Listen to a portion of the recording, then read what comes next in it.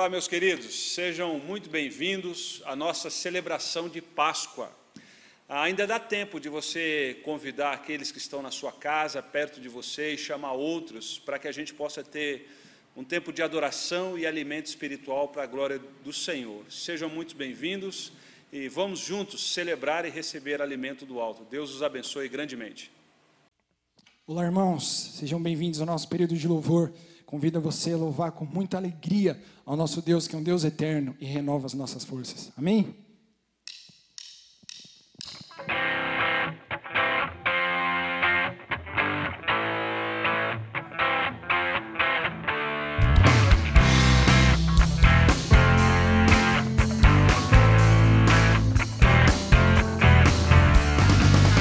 Nossas forças irão se renovar.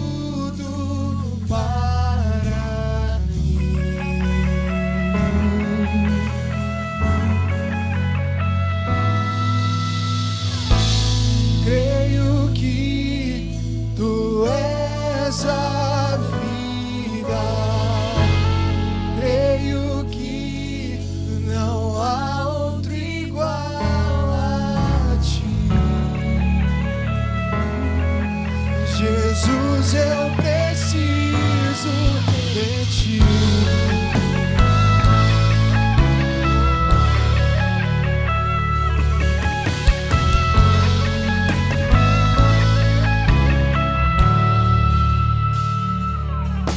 Me escutas quando clamo e acalma o meu pensar. Me levas pelo fogo, curando todo o meu ser.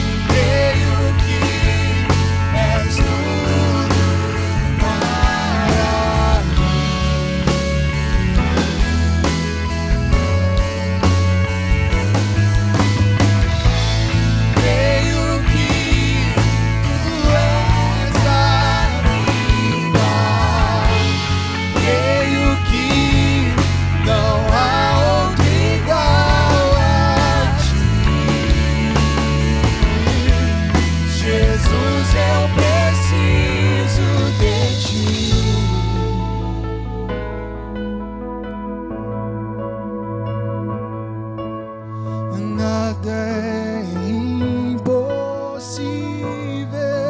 para ti, nada é impossível, nada é impossível para ti. Tens o meu mundo em tuas mãos.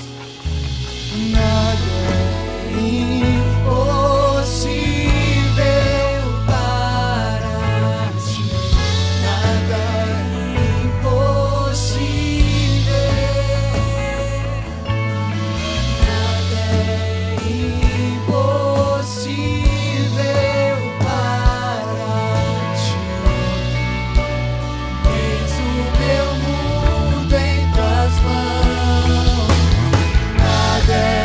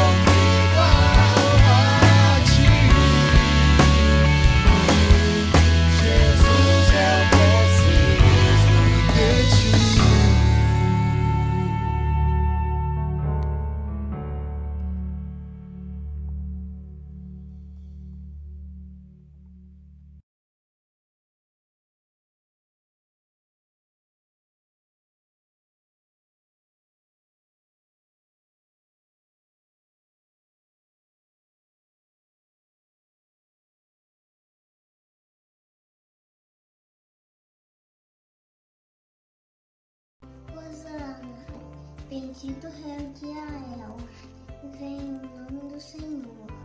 Deus amou o mundo de tal maneira que deu seu único Filho para que todo aquele que nele crê não pereça, mas tenha vida eterna.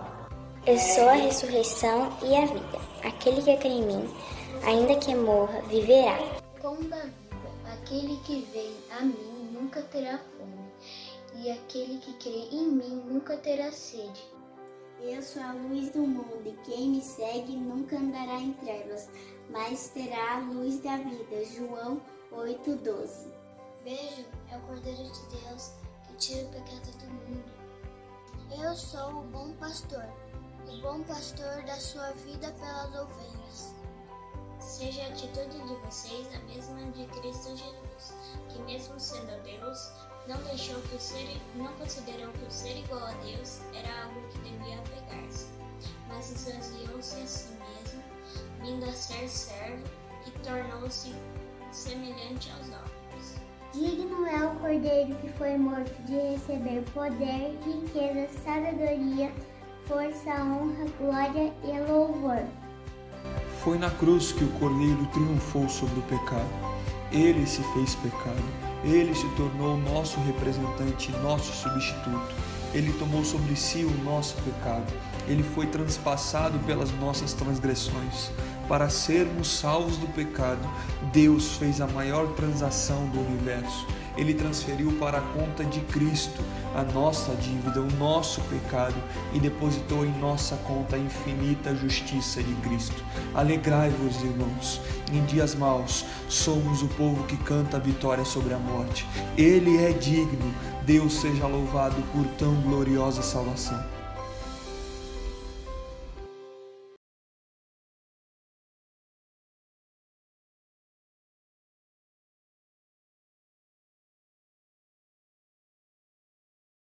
Queridos, a data de Páscoa ela é extremamente significativa ao povo cristão. Para isso, nós gostaríamos de constantemente, nessa data, voltar às Escrituras e nas Escrituras buscar alimento para cada um de nós. Nós já sabemos, desde criança, e aqueles novos na igreja também, nós sabemos que a Páscoa ela se originou no Êxodo, quando Deus tirou o seu povo do Egito sob mão poderosa e os conduziu até a terra prometida. Naquele dia onde o Senhor tirou o povo do Egito, ali se celebrou a primeira Páscoa, conforme as Escrituras narram no livro de Êxodo. Tempos depois, séculos depois, com nosso Senhor Jesus Cristo, durante a festa de Páscoa, o nosso Senhor Jesus Cristo morreu, crucificado e ressuscitou. Para nós, cristãos, nós celebramos a Páscoa, que é o grito de vitória, a certeza da vitória, da morte e ressurreição de Cristo Jesus. Para isso, na nossa reflexão de hoje, falando sobre a Páscoa, eu gostaria de ler um texto que muitas vezes nós passamos corrido nele e não refletimos o suficiente sobre o que significa esse texto para cada um de nós. Para isso, eu gostaria de recorrer ao texto de Mateus capítulo 27, do verso 15 em diante, onde narra um episódio de extrema injustiça, onde durante a Páscoa o sistema judiciário daquela época foi extremamente desleal com o nosso Senhor Jesus Cristo. Mas nós não podemos esquecer que não foi o sistema judicial que foi desleal com o nosso Senhor Jesus Cristo, e sim a soberana vontade de Deus no cuidado de todos os detalhes, mesmo aqueles que aparentemente são injustiça para nós. Para isso eu leio aquele encontro épico, aquele encontro marcado nas Escrituras, que até hoje se tem alguns ditos sobre eles, do encontro onde, diante de Pôncio Pilatos, a população escolhe Barrabás ao invés de Jesus. O texto de Mateus, capítulo 27, a partir do verso 15, as Escrituras dizem o seguinte: por ocasião da festa, era costume do governo soltar um prisioneiro escolhido pela multidão. Leia o verso 16 agora. Eles tinham naquela ocasião um prisioneiro muito conhecido chamado Barrabás. Pilatos perguntou à multidão que ali se havia reunido qual desses vocês querem que lhe solte, Barrabás ou Jesus chamado Cristo? Porque sabiam que o havia entregado por inveja. Estando Pilatos sentado no tribunal, sua mulher lhe enviou uma mensagem: não se envolva com este inocente, porque hoje em sonho sofri muito por causa dele. Mas os chefes dos sacerdotes e dos líderes religiosos convenceram a multidão a que pedisse Barrabás e mandasse executar Jesus. Então perguntou o governador: qual dos dois vocês querem que solte? Responder-lhes: Barrabás. Esse é o texto em Gênesis 27 que narra o início da sexta-feira que caminha para a crucificação do nosso Senhor Jesus Cristo. E Jesus, nesse texto, entre a madrugada da sexta-feira e até por volta das 9 horas da manhã, aonde antecedia a sua crucificação, nesse texto, a partir do verso 1 do capítulo 27, Jesus ele enfrenta aproximadamente 6 julgamentos injustos. Jesus ele sofre nessa madrugada 3 julgamentos religiosos. O texto vai dizer que ele sofre um julgamento na casa de Anás, o ex-sumo sacerdote. Depois ele sofre um julgamento na casa de Caifás, o atual sumo sacerdote. Depois ele sofre um julgamento religioso também diante do Sinédrio, durante 70 homens, composto por mais ou menos 70 homens, que compunham os anciãos do Sinédrio. Depois desse mesmo intervalo de tempo, mesmo curto, Jesus passa por 3 julgamentos civis. Ele passa por julgamento diante de Pilatos, de Herodes, depois Pilatos de novo. Perceba que nessa madrugada, para incriminar o inocente, o sistema judicial de Roma, daquela região, ele funciona extremamente rápido. E Jesus vai passar por onde historicamente nós entendemos uma sequência de injustiça com ele, de onde precede a sua crucificação. 6 julgamentos, apenas numa madrugada para um amanhecer. E aonde, quando Jesus foi interrogado sobre o que ele falava e fazia, Jesus ficou em silêncio, porque era uma profecia, que Jesus não ia responder àqueles homens, e aquela profecia foi cumprida. Mas qual era o crime que Jesus estava cometendo nesse texto? Jesus ele dizia que ele era o Filho de Deus, ele dizia que ele era o próprio Deus.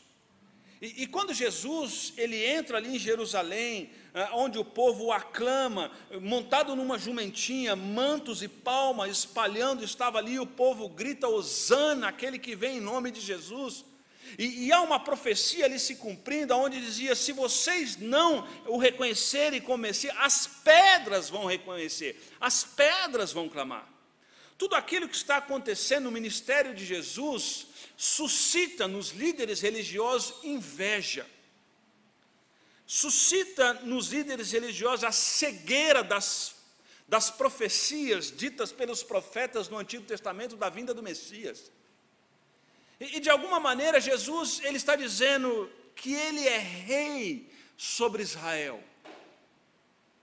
O outro grande incômodo que esses homens estão dizendo é que Jesus, até então Jesus, o nome comum, mas quando ele se denomina o Cristo, isso soa ruim para os religiosos. Porque tanto os religiosos como os políticos, eles veem em Jesus uma ameaça.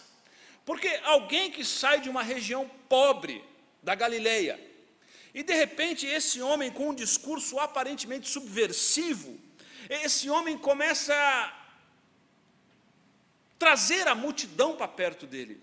A multidão começa a procurá-lo.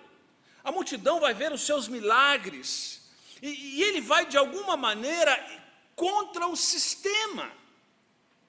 E nessa esquina da história, Barrabás e o nosso Senhor Jesus Cristo, eles estão diante de Pilatos e todas as autoridades daquela época. Mas é o que é interessante, algumas observações. Por exemplo, por que na história, os evangelhos vão narrar Jesus e Barrabás. Esse relato ele não está à toa aqui nos evangelhos, e nós podemos tirar lições preciosas para celebrarmos a nossa Páscoa e continuarmos a nossa vida como discípulos de Cristo, debaixo do temor do Senhor. Por exemplo, o nome Barrabás significa filho do pai. Filho do pai. E parece que é uma ironia, aonde Barrabás, que o nome significa filho do pai, e o nosso Senhor Jesus Cristo, que dizia ele e o Pai somos um, se encontra numa trama judicial, aonde Pôncio Pilatos, ele percebe a bobeira que ele está fazendo, a burrada que ele está fazendo. Tanto é que a mulher de Pilatos diz, não se envolva com esse homem, que nessa madrugada eu tive um sonho, e esse sonho dizia que esse homem é inocente. E Pôncio Pilatos, numa jogada política, ele usa um rito romano, judaico, de lavar as mãos e dizer, eu não tenho responsabilidade sobre ele. Porque os evangelhos vão dizer, através da boca daquelas pessoas, que tentaram incriminar Jesus com alguma coisa e não achava nada. Mateus capítulo 26, versículos 59 e 60 vai dizer isso. Não encontrou nada de errado que pudesse o acusar. Mas de alguma maneira Jesus ele ia contra os interesses políticos e judiciais do Império Romano. Já viu isso em algum lugar? Perceba como a história se repete. E de repente na história, Barrabás, o filho do pai, e o nosso Senhor Jesus Cristo, o verdadeiro filho do pai, se encontram na história. E qual é a escolha do povo? Vocês já sabem. E quantas vezes nós falamos de que esse povo escolheu errado, de que esse povo foi injusto. Mas será que se eu e você estivesse lá, perante o Sinédrio, perante Pôncio Pilatos, nessa manhã da sexta-feira, nesse alvorecer do sol da sexta-feira, teríamos tomado a mesma decisão? Creio que sim. Creio que sim. Quem era Barrabás? Nós não temos muita informação sobre Barrabás, mas algumas informações nós temos. Parece que ele era alguém que tinha um negócio com barco, e ele transportava mercadorias, a ponto que o Império Romano estava tomando tanto dinheiro do povo, que Barrabás ficou sem dinheiro para pagar imposto. E diz a história que Barrabás se revoltou contra o Império Romano e começou a fazer roubos contra o Império Romano. Até que um dia, num determinado roubo, Barrabás mata um soldado romano e se torna um foragido. E aquela causa de Barrabás, de violento para se libertar do Império Romano, ela constrói muitos adeptos. E as pessoas começam agora a achar que Barrabás é um líder. E esse líder que vai nos libertar do jugo do Império Romano através da violência. Então nós temos aqui em julgamento dois personagens. Um que quer libertar o povo do jugo do Império Romano a partir da violência, que é Barrabás, que é o filho do pai. E nós temos o nosso Senhor Jesus Cristo, que ele veio implantar o seu reino, não a partir da violência. O reino de Jesus não é aquele que não gosta do soldado romano, vai e arranca a sua orelha com uma espada, como assim fez Pedro. O reino de Jesus é aquele que, quando a orelha do soldado é arrancada, o Senhor Jesus pega e cura a sua orelha. Esse reino aparentemente subversivo, esse reino que diz que feliz não é aqueles que provocam violência, mas aqueles que são pacificadores. Feliz não são aqueles que perseguem as pessoas, mas aqueles que são perseguidos por amor do nome de nosso Senhor Jesus Cristo. Na verdade, nessa Páscoa, nós temos nesse texto dois caminhos. Nós temos o caminho da proposta de Barrabás, e nós temos o caminho da proposta de Jesus na Páscoa. Perceba que esses dois personagens, nesse momento da história, não está aqui à toa, simplesmente para denunciar uma maracutaia do Império Romano, junto com o líder de Jerusalém, para incriminar Jesus e continuar politicamente estável, e saciar as mazelas do povo que queria pão e circo. Portanto, a quem nós vamos escolher durante essa Páscoa? Aquele que promete resultados imediatos e, se necessário for, usa a violência para trazer a dita paz para o povo? Barrabás representa aquele que propõe solução fácil e imediata. E essa é uma das grandes lutas que a igreja precisa lidar com ela. Porque nós percebemos, por exemplo, no cenário atual que vivemos, no nosso país, nos púlpitos das igrejas, onde os pastores têm pregado a teologia de Barrabás, têm pregado que o evangelho vai te oferecer facilidades. E perceba no texto que quem convence o povo a soltar Barrabás e crucificar Jesus não é mais o sistema judiciário, não é mais o sistema político. Se você olhar em Mateus capítulo 27, versículo 20, vai dizer o seguinte: mas os chefes dos sacerdotes e os líderes religiosos convenceram a multidão que pedisse Barrabás e mandasse executar Jesus. Que loucura! Quem convence o povo de crucificar Jesus não é Pôncio Pilatos, não é Caifás, não é Anás, não é o sistema romano, não é o sistema político judaico. Quem convence o povo é o sistema religioso. Isso liga uma luz de alerta, onde há muita gente dentro das igrejas, durante essa Páscoa, que está procurando o evangelho da facilidade, o evangelho do Barrabás. E o evangelho do Barrabás é o evangelho dos meus interesses, da minha felicidade a qualquer custo. Não interessa a quem vou ofender, qual regra vou desobedecer, quem sairá machucado. O que interessa são os meus interesses. E parece que o evangelho de Jesus, nesse texto, não é esse evangelho. O evangelho de Jesus é aquele cuja faca é usada para arar a terra, para jogar a semente. E a semente, ela só vai frutificar se ela morrer. O evangelho de Jesus não é o evangelho do Barrabás, que vai oferecer solução a qualquer pessoa, de qualquer maneira, desde que faça um acordo com uma divindade. Não é esse evangelho. O evangelho pregado do nosso Senhor Jesus Cristo é aquele que quem quiser ganhar a sua vida tem que perdê-la. Por isso, esse evangelho, ele não encontra muitos corações e muitos ouvidos na nossa geração. Porque a nossa geração, ela insiste em inclinar os seus ouvidos e o seu coração ao evangelho de Barrabás. E o evangelho de Barrabás, ele oferece soluções rápidas e imediatas. Quero fazer algumas considerações aos irmãos. Barrabás foi injustamente absolvido.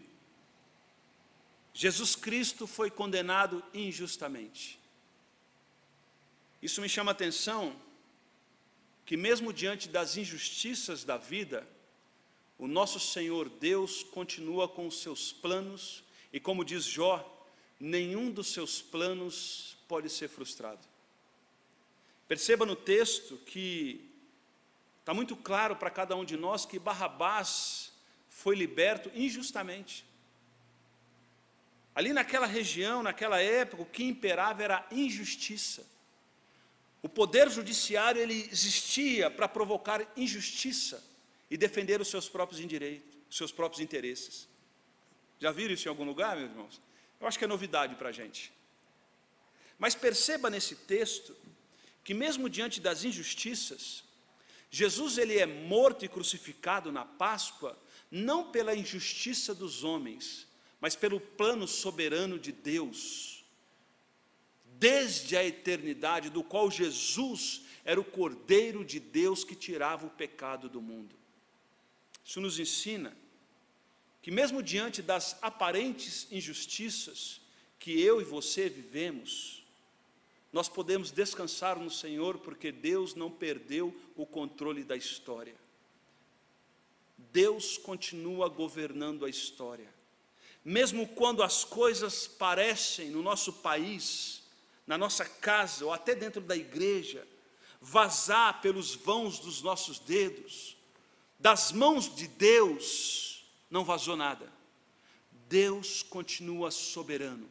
E essa é uma certeza daqueles que creem em Jesus, daqueles que celebram a Páscoa. O nosso coração pode descansar em paz, nós não precisamos entrar em desespero, porque Deus continua governando a história. A segunda verdade é que Barrabás, ele viveu para implantar um reino terrestre, e que interessava os seus próprios interesses, e que advogava para os seus próprios interesses, e que advogava para soluções aparentemente rápidas e fáceis. Mas Jesus Cristo morreu para um reino que é para todos sempre, um reino que ele não é ditado com as regras das quais Barrabás advogava, o reino que não foi implantado com a espada, nem com nenhuma arma, mas com um ato miraculoso e amoroso, o maior ato de amor na história, que foi o nosso Senhor Jesus Cristo dar a sua vida voluntária na cruz do Calvário, por amor de cada um de nós. Pergunta que nós precisamos fazer na nossa reflexão: qual dos dois reinos eu e você temos colocado a nossa confiança e os nossos pés? No reino que promove e que anuncia, seja qual for o objetivo, nós vamos conquistar, seja qual for as armas, nós vamos conquistar. Ou o reino de Cristo, que é o reino que dura para todos sempre. Barrabás viveu num determinado período da história e nós não sabemos sequer aonde ele morreu e onde foi sepultado. Barrabás, desculpe a expressão, não é nada na história.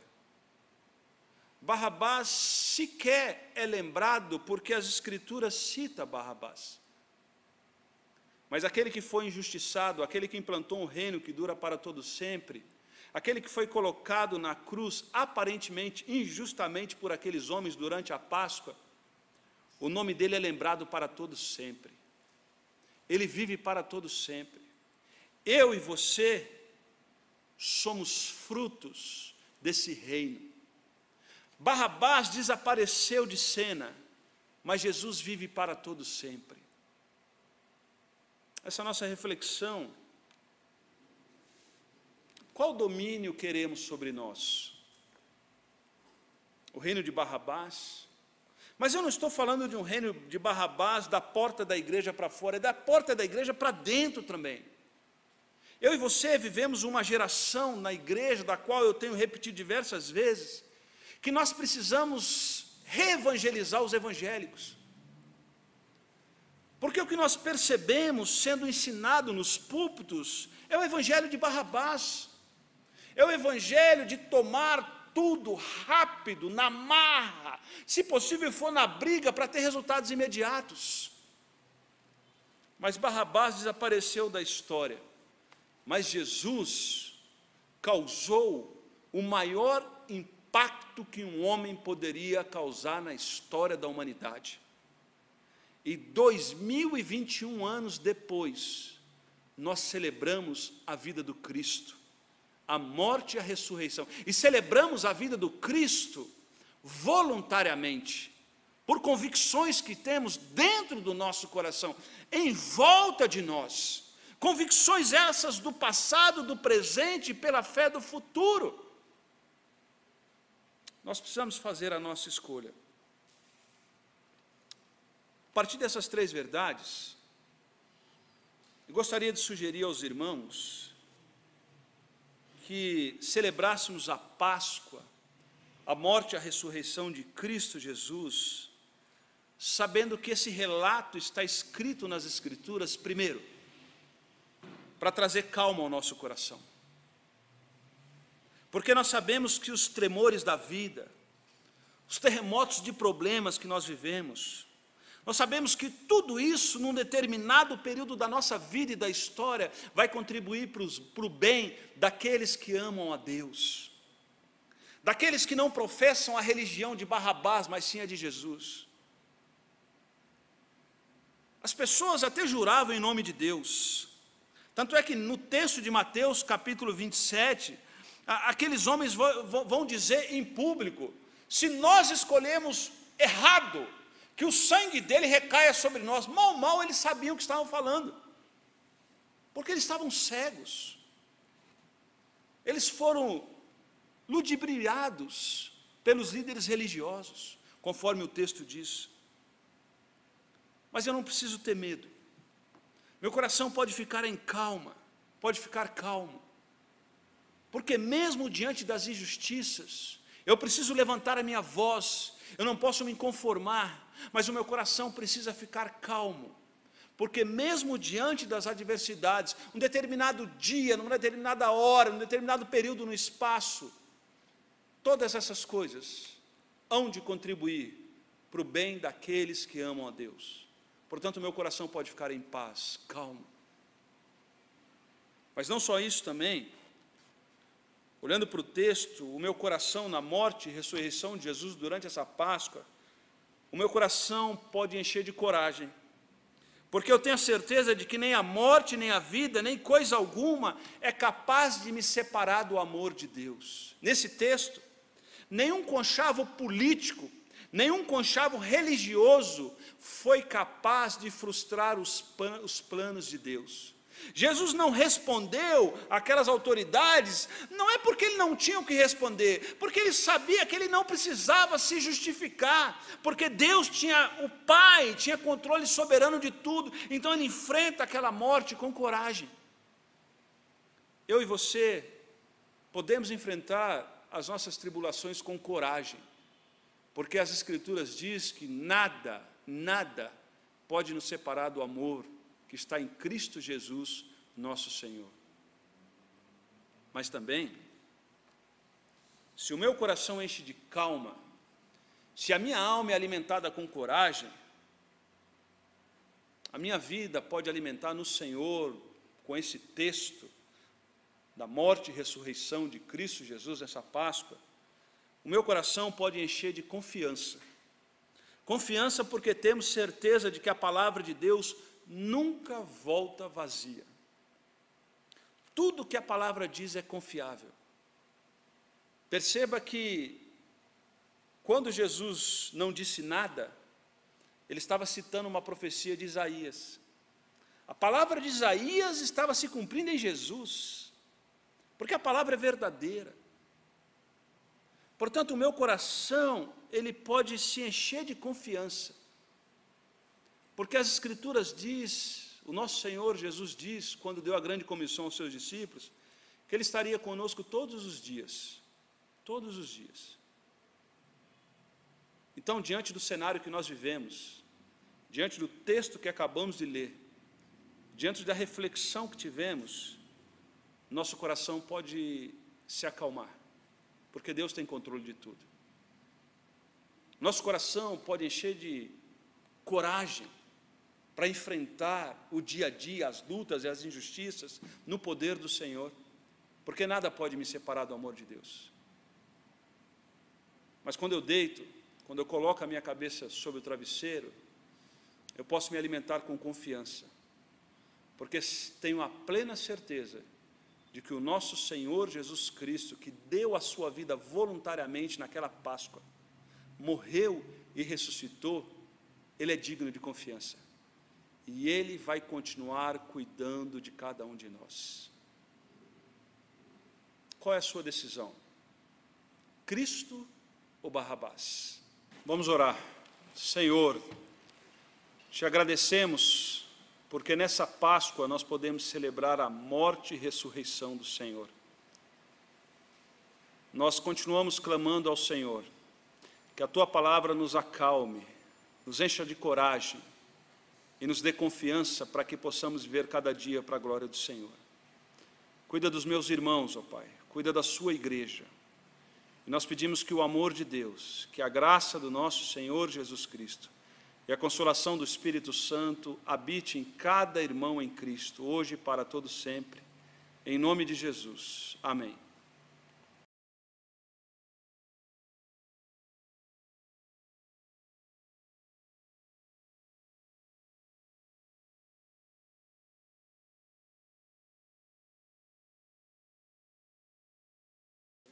No livro de 1 Coríntios, no capítulo 11, versículo 23 em diante, diz assim, que o Senhor Jesus, na noite em que foi traído, ele pegou o pão. E os irmãos podem imaginar ele com o pão segurando. Então ele deu graças. E nós vamos orar agora, nesse momento de celebração da ceia. Eu gostaria de convidar você e sua família a estarem juntos nesse momento em oração. Vamos orar. Nosso Deus, nós te agradecemos, Pai, por esse momento. Te agradecemos, Senhor, porque o Senhor deu o seu sangue, o Senhor partiu o seu corpo para nos salvar, Pai. E nós te agradecemos, Deus, por esse momento. E pedimos, Pai, a Tua bênção para a nossa família, para a nossa igreja e para a nossa vida, Deus. Nós pedimos perdão pelos nossos pecados e pedimos que o Senhor esteja restaurando a cada dia mais a nossa vida, porque nós confiamos em Ti. Em nome de Jesus. Amém. Então, após ele partir o pão, ele distribuiu esse pão e aquelas pessoas que pegaram um pedacinho, cada uma desse pão, elas comeram juntas do corpo de Cristo. E é o que nós vamos fazer nesse momento. Vamos participar do pão, que significa o corpo de Cristo.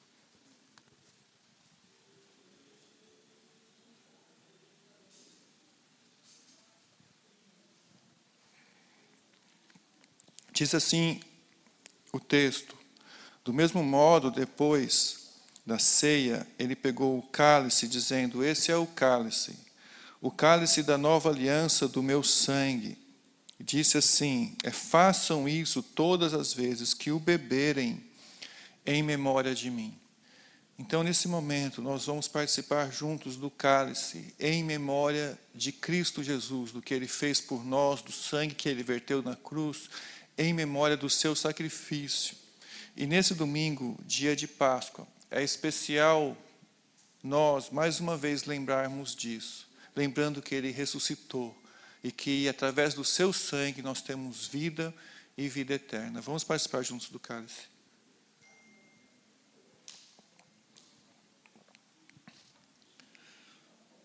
Te agradecemos, Senhor, por mais esse momento. E te agradecemos por podermos lembrar do Senhor e proclamar a sua morte até que o Senhor volte. Nós realmente cremos na tua volta e no teu perdão e na tua salvação. E cremos, Pai, que somos participantes delas por meio do seu sangue. Nós te agradecemos mais uma vez, em nome de Jesus. Amém.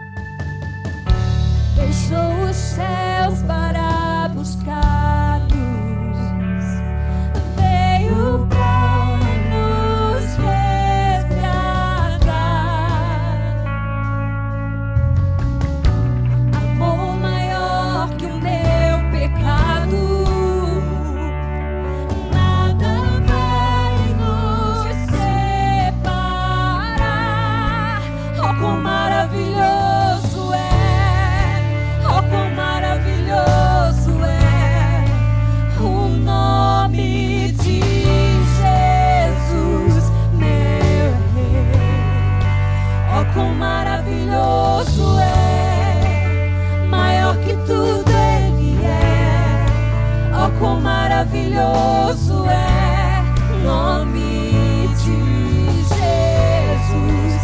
Oh, quão maravilhoso é o nome de Jesus.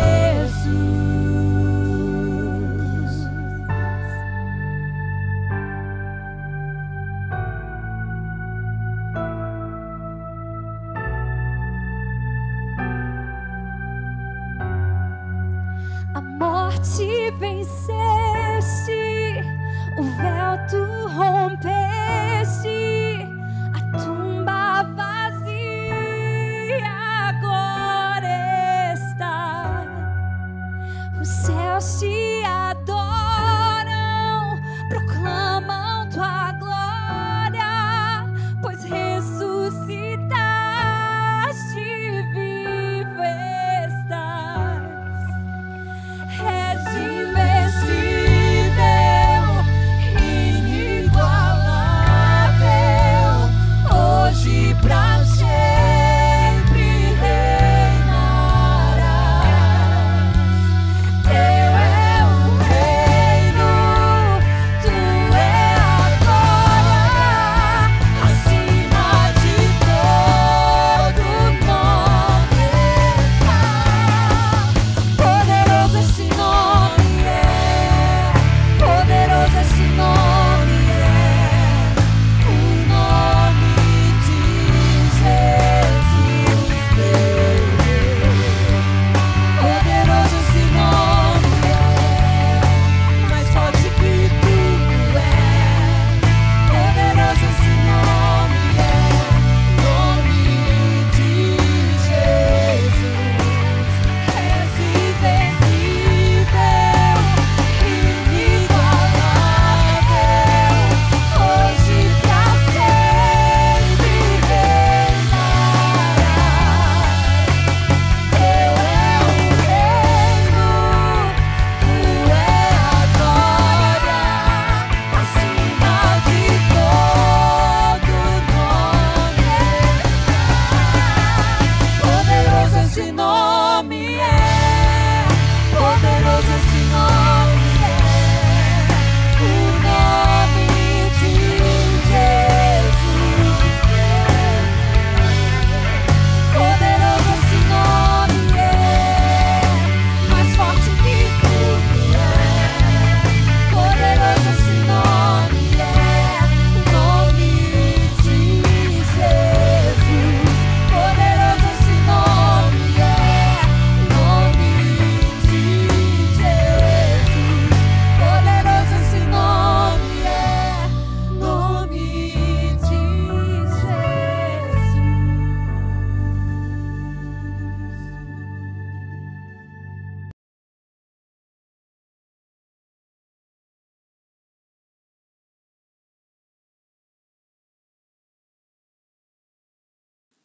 A paz de Jesus, irmãos. Eu digo a paz de Jesus porque só Ele pode nos dar a paz.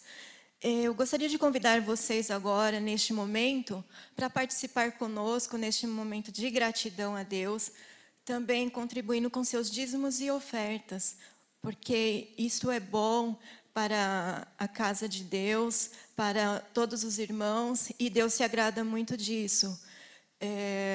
Neste momento, eu gostaria que vocês observassem na tela que está aparecendo as informações para a transferência bancária. Você também pode usar o PicPay, né? E contamos com vocês, irmãos, porque neste momento de dificuldade que todos estamos passando, gostaríamos que aqueles que podem também pudessem estar contribuindo. E aqueles que não podem, Deus vai estar te abençoando também. Não fique triste por isso.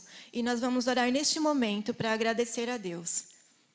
Senhor, meu Deus, meu Pai querido, eu te agradeço porque o Senhor tem sido conosco em todos os momentos da nossa vida, em todas as situações. O Senhor não tem nos deixado nada faltar, como o Senhor prometeu um dia, Senhor, para o teu povo. E nós estamos aqui, Senhor, para agradecer por isso e também entregar a Ti, Senhor, aquilo que lhe é devido, ó Pai, conforme as nossas condições, ó Deus, que o Senhor tem nos proporcionado. Ó Pai, muito obrigado, Senhor, por esse privilégio que é de poder contribuir, de participar te adorando também, Senhor, com aquilo que o Senhor tem nos dado. Senhor, eu peço agora, em nome de Jesus, que o Senhor esteja abençoando aquelas famílias, aqueles lares, aquelas pessoas que estão passando por dificuldade, Senhor. Que o Senhor esteja entrando com provisão, Senhor, no lar de cada um, Senhor. Que cada um possa estar sendo abençoado nesse dia e sempre, ó Pai, por Ti, não deixando nada faltar, porque o Senhor nos garantiu isso, Senhor, e nós confiamos, e nós já Te agradecemos por isso, Senhor. E é nesse sentido que nós oramos, agradecendo, porque sabemos que Tu és fiel à Tua palavra, Senhor. Nós oramos em nome de Jesus. Amém.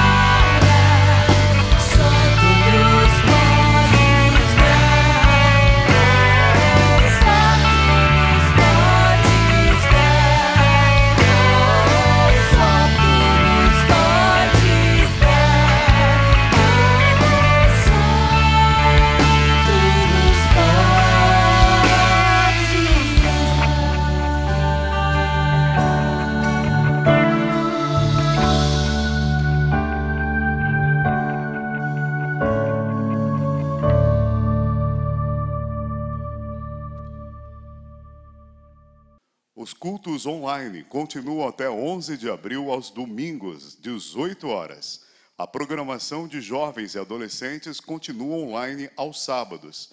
Vamos orar juntos? Envie e receba pedidos de oração pelo WhatsApp 982-89-1924 do pastor Sandro.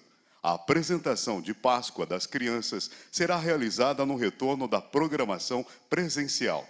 Se inscrevam, curtam e compartilhem nas redes sociais, YouTube, Facebook e Instagram. Uma ótima semana na graça e na paz de Jesus. E boa Páscoa. Templo Batista Bíblico Jacareí, conhecendo a Deus e fazendo conhecido.